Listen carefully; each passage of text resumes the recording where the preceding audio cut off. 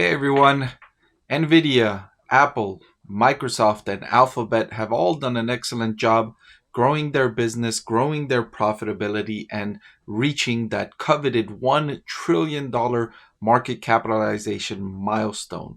In this video, I wanted to share with you one growth stock that could reach that milestone by 2030. So let's jump right into it. Let's see what that growth stock is and why I think it could reach the 1 trillion market cap milestone. I want to thank the Motley Fool for sponsoring this video.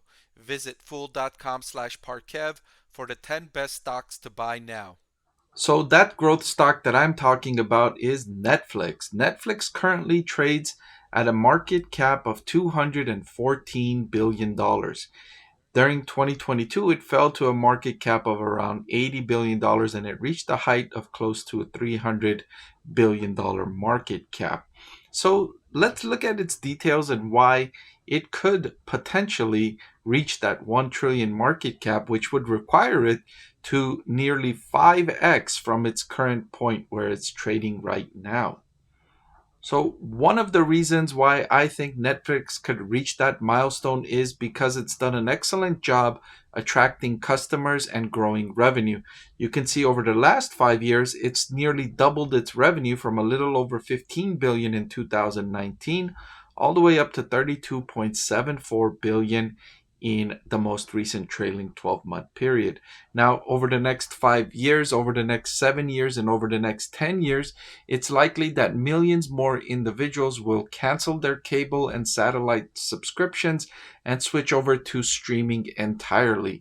And that industry tailwind will be a boom for Netflix, which attracts a considerable majority of those individuals switching to streaming. Netflix has the most streaming subscribers out of all of the participants in the market with over 220 million streaming subscribers. The next place is not even in the 200s yet. So it's way in the lead, and I suspect it will continue this because it's delivered phenomenal results for its customers. It has popular franchises that people have come to love, including Squid Games, Stranger Things, Bridgerton, and more that have attracted millions of hours of viewership time. So it's demonstrated its ability to create original content, which was something that I was truly impressed with. Remember, to begin with, Netflix started by licensing content from other providers. And according to that business model, Netflix would not be so attractive. But now that it's delivered the capability to create its own content that's proven to attract consumer attention, now it's in a whole nother league because now it doesn't rely on any other content providers. It can now have better negotiating power because if it doesn't get the deals it wants from other content providers, it can say, well, we'll just rely on our own creations. And for that reason, the company has been able to generate better growth in cash flow, better growth in profitability, which we will talk about soon. I mentioned I would show you its cash flow, and look at this chart of Netflix's cash flow from operations over the last 5 years, growing from negative 3 billion all the way up to $6 billion in cash flow from operations over a trailing 12-month period.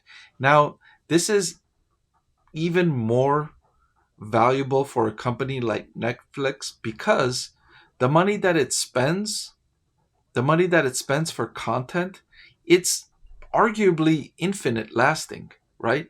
Does content ever go bad? No, right? Netflix could show this same movie for the next 100 years in theory, right? As long as people are willing to watch it, it can continue showing that movie. And so the content that it pays for to create today can last for decades and decades and decades. And that's valuable. That's extremely valuable because it's going to generate money for that long time.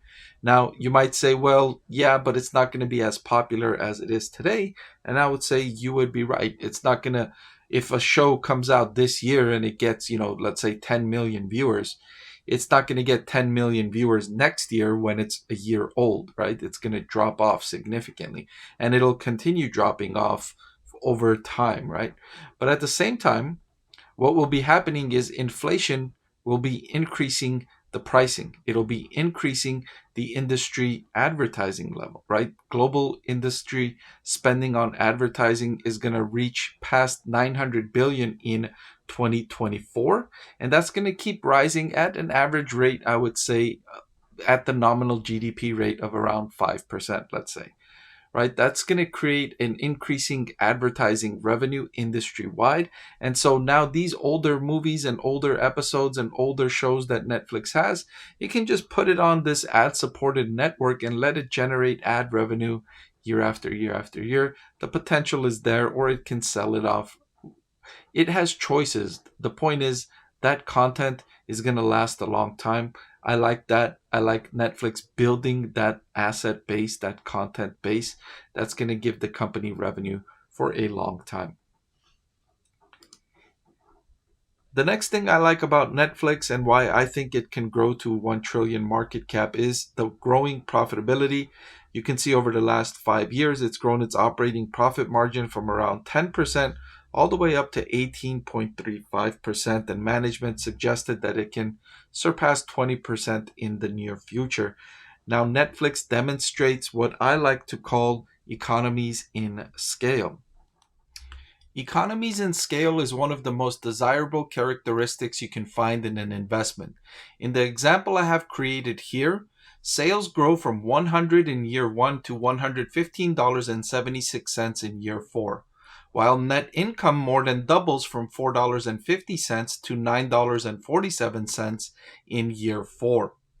This company demonstrates economies in scale. As its revenue grows, its profits grow by a larger magnitude. Not every company can achieve this kind of effective growth. Here's how it works. This is a typical categorization of an income statement of a publicly traded company. Cost of goods sold is what's called a variable expense. That means cost of goods sold is connected to sales. Other expenses like interest, general and admin, and depreciation are not connected to sales. You can see here depreciation stays the same at 25 whether sales increase or not. The same is true for interest expense. It stays the same whether sales grows or not. You can understand your interest payments do not increase when your sales increase. Overall, businesses typically have a mixture of fixed expenses that are unrelated to sales and variable expenses that are. When sales increase, the business leverages those fixed expenses, as we see in this example, and profits grow by a larger magnitude than the increase in sales.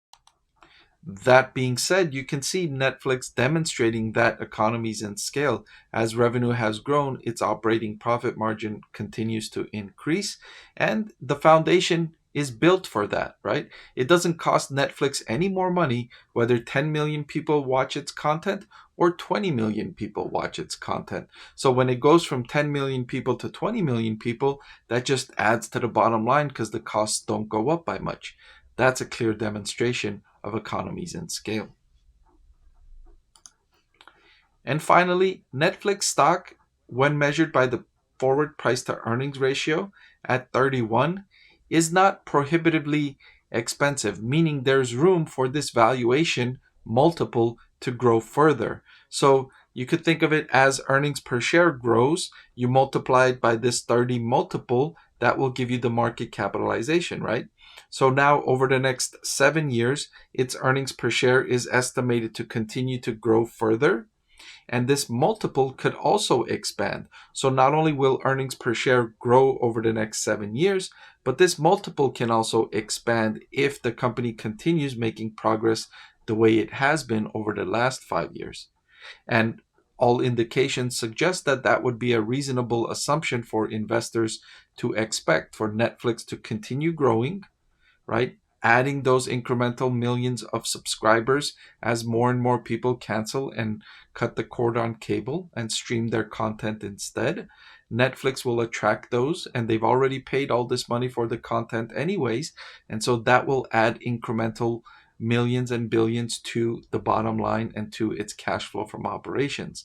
So if all continues the way it has been over the last 5 years, and that goes forward for the next 7 years, Netflix could be a 1 trillion market cap company. Now, I say could be because there's a lot of risk involved in Netflix continuing to perform the way it has done over the last 5 years going forward the next 7 years, right? Competition is rising. They could surpass Netflix, they could take market share, and Netflix could lose this advantage it has. So that's why I'm careful to say that it could reach the 1 trillion market cap if things go the way they have gone for the last 5 years for the next 7 years. Thank you for watching this video. I truly appreciate it. I know there's a lot you could be doing with your time and a lot of other videos you could be watching. So I truly appreciate that you chose to watch this one. If you want to see more videos just like this, hit the subscribe or the like button. They'll both help me make more videos just like this one. Thank you again.